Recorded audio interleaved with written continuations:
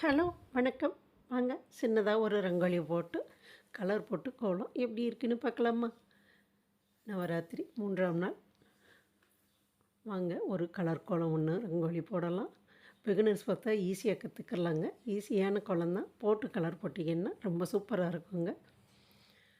வாங்க இப்போ கோலம் எப்படி போடுறதுன்னு பார்த்து போடலாம். 9 புள்ளி வைங்க, இடைப்புள்ளி 5 வரை வச்சு போட்டு கலர் போட்டு கோலம் எப்படி இருக்குன்னு பார்க்கலாமா? நம்ம கிராமிய சமையல் சேனலை இதுவரை சப்ஸ்கிரைப் பண்ணாமல் இருந்தீங்கன்னா சப்ஸ்கிரைப் பண்ணிடுங்க.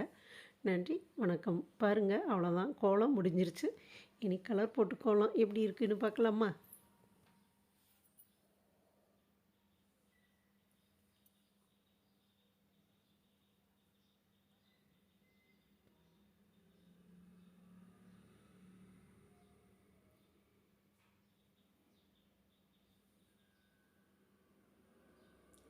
பாருங்கள், கலர் போடவும் ரொம்ப சூப்பராக இருக்குல்ல. நன்றி.